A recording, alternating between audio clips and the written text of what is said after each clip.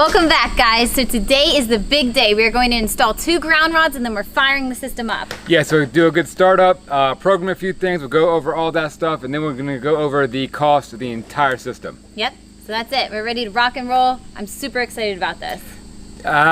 You are now, because you want to get the power on, but here's the thing. You're gonna be working with the shovel. Yeah, I know. We're digging a minute. I can't drive them down. It's a complete pain, so we're gonna go ahead and dig down 2.5 feet. Yep. Aaron's gonna dig down 2.5 feet. I'll watch.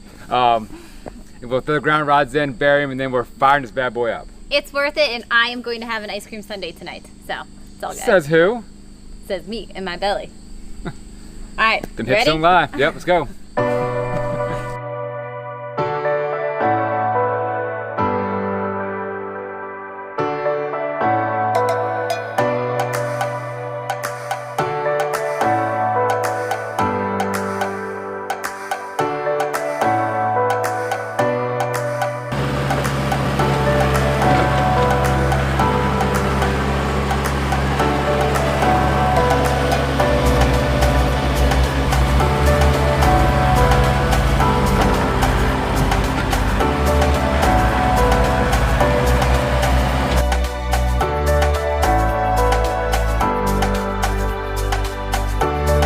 Hey, toss it right here, girl.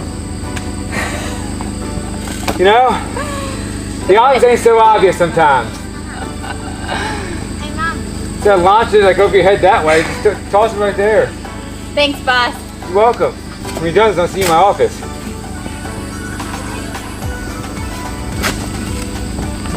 That's a lot easier. Yeah. Okay, so we have the trenches dug in for our 2 ground rods. Luckily, thank you to the tractor, I only had to do minimal digging. Yep. So now we're gonna do is take the ground rods and the wire and put them on the acorn and tighten them up, throw them back in the trench and backfill, and we're done. Yep. Easy.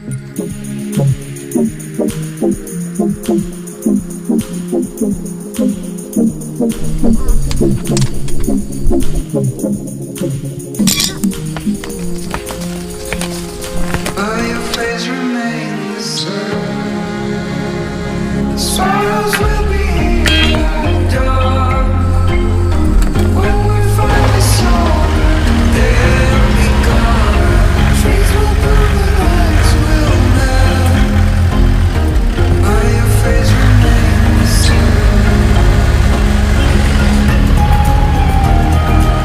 your face remains the same.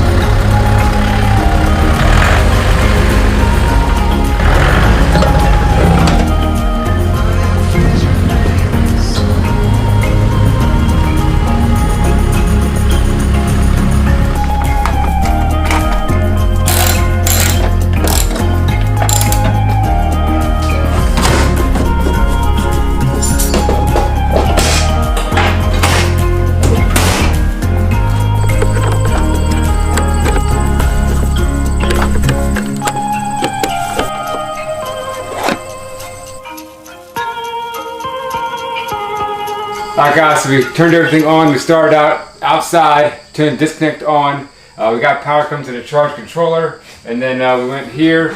We went ahead and hit this disconnect to turn the inverter on, and also for the battery. So now everything's turned on.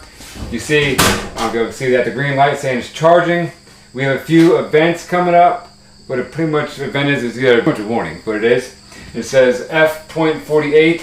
That's saying the batteries are undercharged. This right here is saying batteries undercharged also. Looking at our control panel, got our system settings. We have our XW5548, which is our inverter. We have our XW-MPPT80, which is our charge controller.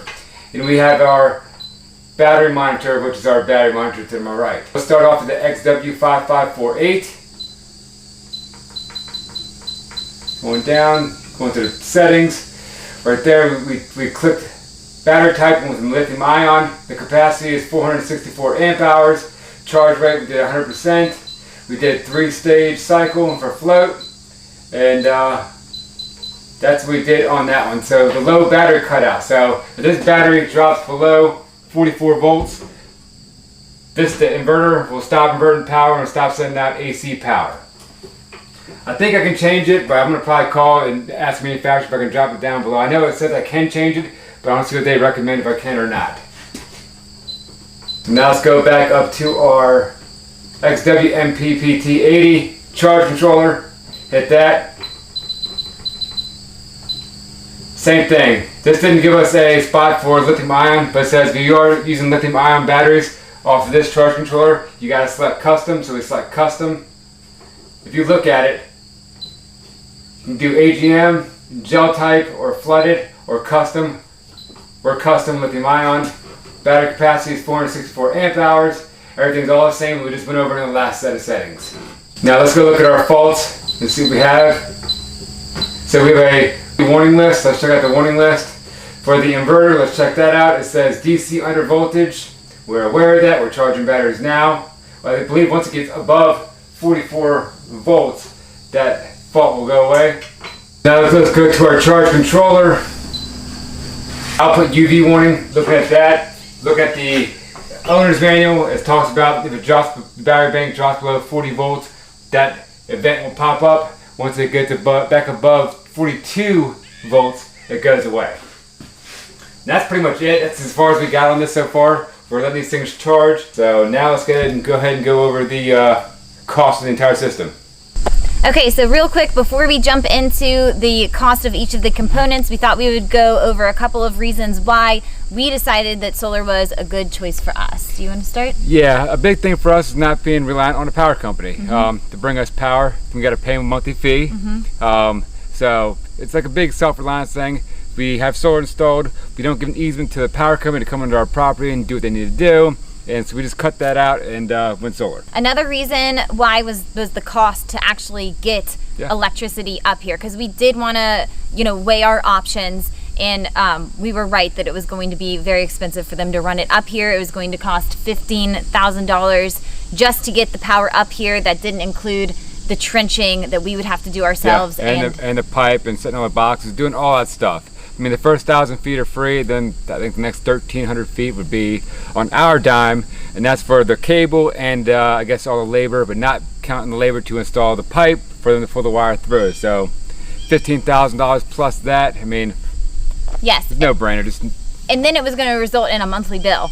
Yeah. From there on out. Correct. And then any inconvenience, as Josh had mentioned, of us going down when the grid went down and them having rights onto our property. Land. Yes. Yeah. So keeping in line with the cost of the $15,000 for them running it up there, and then roughly a monthly bill being around $170 conservative based on the cost at our previous property. That was going to give us a total of $2,040 per year in electric bill to the power company. So we compare that to the cost of us paying for our own solar system, which was comparable to the cost for the electric company to run power up to us.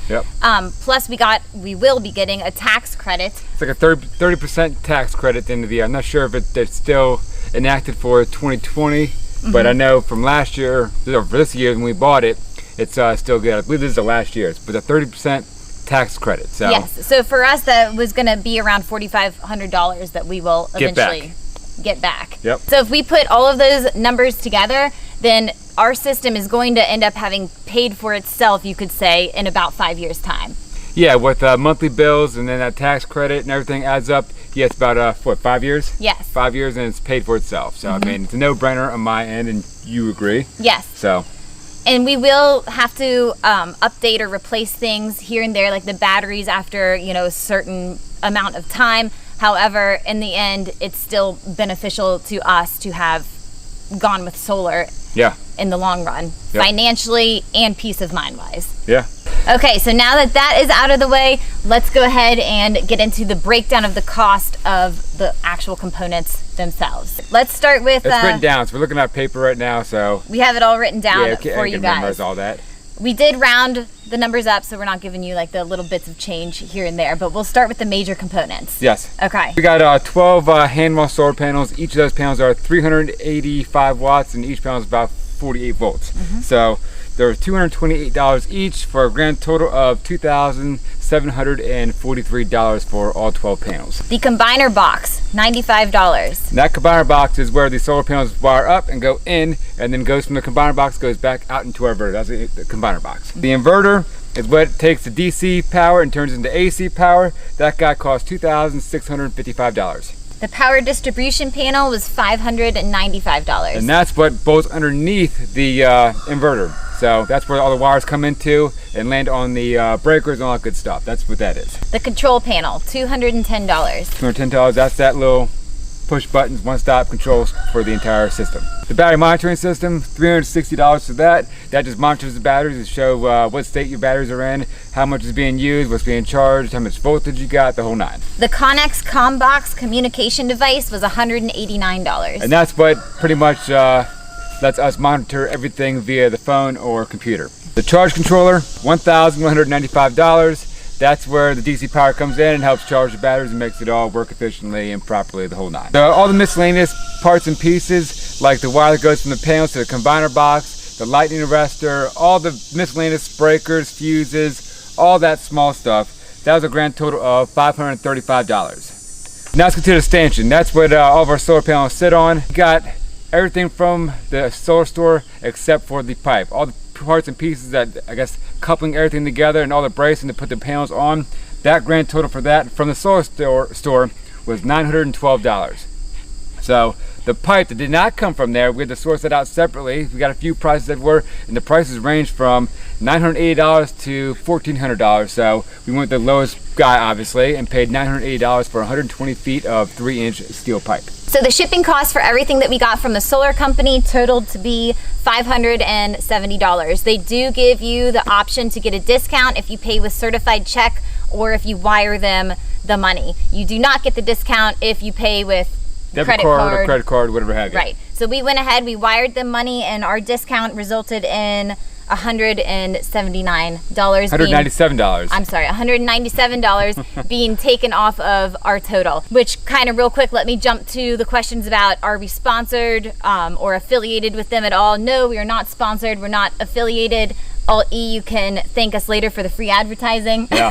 Yeah. But no, I mean, you guys will get the discount, I assume, as well as we did if you pay with wiring them the money or... And keep in mind too, all the solar stuff was all tax exempt, so we didn't pay any taxes on any of that stuff. So everything we gave you was a hard number of what it was with no taxes involved. Yes. So. Okay, so now on to the batteries, which is our last item and most expensive. Yes, for a single, I guess you could say, item. And the batteries we got, I mean, they're used Tesla batteries, Tesla Model S. For the power they have, they're extremely cheap versus a brand new battery that's not as powerful. Yes. So each battery cost us $1,200. So a grand total of that was $4,800 for those Tesla Model S batteries. Yes, and we bought those off of a reputable seller, off of eBay, and I think we've mentioned before that we are going to be adding onto this system in the near future. So we'll probably eventually at some point be buying another 4 batteries or so. Yeah. So what's the grand total we got? Okay. The whole thing added up, what's the total? Drum roll, please. Grand total is $15,640. So we got that cheaper than the electric company.